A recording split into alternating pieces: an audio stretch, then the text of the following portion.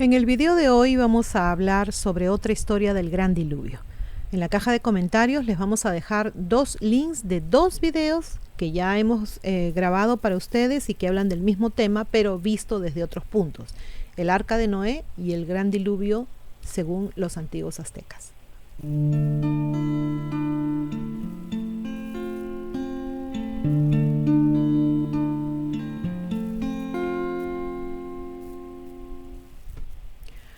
El panteón sumerio, que fue aceptado y asimilado por los babilonios semíticos, tenía una estructura piramidal con el dios An, el cielo, a la cabeza, compartiendo poder con sus dos hijos, Enlil y Enki, teniendo todos ellos áreas de responsabilidad claramente definidas. An controlaba el cielo, Enlil la tierra y Enki las profundidades del océano.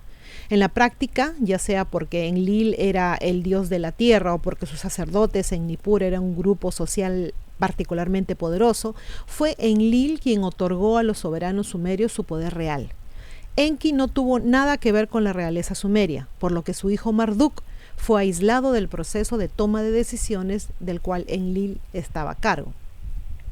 Los sacerdotes babilónicos mostraron aquí su amargura. El antagonismo entre Enlil y Enki era bien conocido, por lo que algunos eruditos han pensado que los dos dioses pueden representar dos religiones diferentes, una del inframundo y una celestial, fusionadas en el sistema religioso sumerio.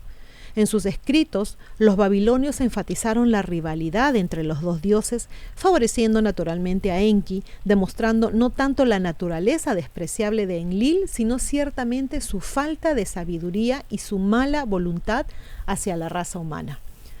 Atrahasis es la epopeya acadia babilónica del Gran Diluvio enviado por los dioses para destruir la vida humana. Solo el buen hombre, Atrahasis, su nombre se traduce como sumamente sabio, fue advertido del inminente diluvio por el dios Enki, también conocido como Ea, quien le enseñó a construir un arca para salvarse. Atrahasis escuchó las palabras del dios, cargó una pareja de cada tipo de animal en el arca y así preservó la vida en la tierra. Escrito a mediados del siglo XVII a.C., Atrahasis puede fecharse por el colofón en el reinado del bisnieto del rey babilónico Hammurabi, Amisaduqa 1646 a 1626 a.C., aunque el relato en sí se considera mucho más antiguo y transmitido por vía oral. La historia del diluvio sumerio, conocido como el Génesis de Eridu, que cuenta la misma historia, es sin duda más antigua, compuesta más o menos hacia el 2300 a.C., y la tablilla 11 de la epopeya de Gilgamesh, que también relata la historia del Gran Diluvio, es incluso aún más antigua. La epopeya de Gilgamesh fue escrita circa 2150-1400 a.C., pero la historia del diluvio sumerio que relata es más antigua. Se transmitió oralmente hasta que apareció por escrito. Si bien la historia en sí se refiere a una inundación de proporciones universales, incluso asustando a los dioses que la desencadenaron, la mayoría de los estudios reconocen que probablemente se inspiró en un evento local, la inundación causada por los desbordamientos de los ríos Tigris y Éufrates. Si bien la evidencia arqueológica y geológica ha demostrado que tales inundaciones eran hechos bastante comunes, se especula que una inundación particularmente memorable, circa 2800 a.C., sirvió de base para la historia. Ningún erudito reconocido que trabaja en la actualidad mantiene el argumento de que alguna vez hubo una inundación mundial como la que describe Atrahasis y los otros relatos, incluida la historia de Noé y su arca en el libro bíblico del Génesis. Entonces, la erudita mesopotámica Stephanie Dalley dice: no se encuentran depósitos de inundación en los estratos del tercer milenio y la fecha del arzobispo Usher para el diluvio del 2349 a.C., que se calculó usando números del Génesis al pie de la letra y que no reconoció cuán esquemática es la cronología bíblica para tiempos tan tempranos. Ahora esto es imposible. El clérigo al que se refiere Dalley es el arzobispo James Usher, 1581 a 1656 después de Cristo, famoso por su cronología Usher, que fecha la creación del mundo el 22 de octubre del año 4004 a.C. a las 6 de la tarde, basado en los datos de la Biblia. Aunque la cronología de Usher todavía es considerada válida por los cristianos que defienden la teoría de la Tierra joven de la Edad del Mundo, su trabajo ha sido desacreditado por evidencia irrefutable en varias disciplinas diferentes desde el siglo XIX después de Cristo. Atrahasis comienza después de la creación del mundo, pero antes de la aparición de los seres humanos. La tableta primera de Dali 9 dice: cuando los dioses en lugar del hombre realizaban el trabajo, soportaron las cargas. La carga del dios era demasiado grande, el trabajo demasiado duro, el problema demasiado. Los dioses mayores hacían que los dioses jóvenes hicieran todo el trabajo en la tierra, y después de cavar los lechos de los ríos Tigris y Éufrates, los dioses jóvenes finalmente se rebelaron. Enki, el dios de la sabiduría, sugiere que los inmortales creen algo nuevo, seres humanos que harían el trabajo en lugar de los dioses. Uno de los dioses, Wei-yu o Wei-ilu, también conocido como Ilahuela o Heshtu-Heshtue, conocido como un dios que tiene juicio, se ofrece como sacrificio a ese intento y es asesinado. La diosa Nintu, la diosa madre, también conocida como Ninhursag, agrega su carne, su sangre y su inteligencia a la arcilla y crea 7 seres humanos masculinos y 7 femeninos. Al principio, los dioses disfrutaron del ocio que les brindaban los trabajadores humanos, pero con el tiempo la gente se volvió muy ruidosa, perturbaba el descanso de los dioses. Enlil, el rey de los dioses, estaba especialmente molesto por la constante perturbación de abajo y decide disminuir la población, enviando primero una sequía, luego una pestilencia y luego una hambruna sobre la tierra. Después de cada una de esas plagas, los humanos apelan al dios que los concibió por primera vez, Enki, y él les dice qué hacer para terminar con su sufrimiento y devolver la tierra a un estado natural y productivo. Enlil finalmente no puede soportar más y persuade a los otros dioses a que se unan a él y envíen una inundación devastadora a la tierra que aniquilaría por completo a los seres humanos. Enki se apiada de su sirviente, el amable y sabio Atrahasis, y le advierte de la inundación que se avecina, diciéndole que construya un arca y que cargue a 2 de cada tipo de animal. Atrahasis hace lo que se le ordena y comienza el diluvio. Entonces la tableta 3, Dali 31, nos dice: la inundación llegó. Nadie podía ver a nadie. No pudieron ser reconocidos en la catástrofe. El diluvio rugió como un toro, como un asno salvaje gritando. Los vientos aullaron. La oscuridad fue total. No había sol. La diosa madre Nintu llora por la destrucción de sus hijos. Estaba saciada por el dolor, añoraba en vano la cerveza, y los otros dioses lloran con ella. Después de que las aguas bajaran, Enlil y los otros dioses se dan cuenta de su error y lamentan lo hecho. Sin embargo, sienten que no hay forma de deshacerlo. En ese punto, Atrahasis sale de su arca y realiza un sacrificio para los dioses. Enlil, aunque solo hacía poco había deseado no haber destruido la humanidad, está furioso ahora con Enki por permitir que alguien escapara con vida. Enki se explica ante la asamblea. Los dioses descienden para comer del sacrificio de Atrahasis y Enki propone una nueva solución al problema de la sobrepoblación humana: crear nuevas criaturas que no serán tan fértiles como las anteriores. De ahí en más se declara: habrá mujeres que no podrán tener hijos, demonios que arrebatarán a los niños y provocarán abortos, y mujeres consagradas a los dioses que deberán permanecer vírgenes.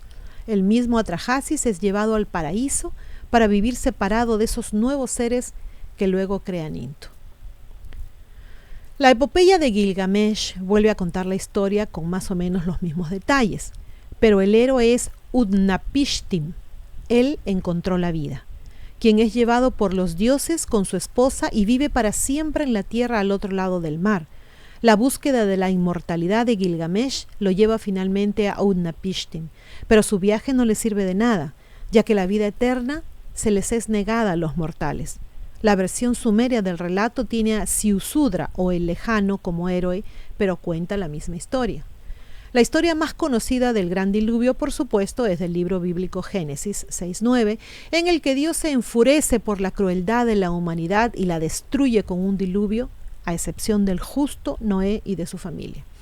La obra bíblica se basa en la versión oral anterior de la historia del diluvio mesopotámico, que se repite en las obras citadas anteriormente y que también puede haber influido en un texto egipcio conocido como el Libro de la Vaca Divina, una parte de la que data el primer período intermedio de Egipto, esto es entre el 2181 al 2040 a.C.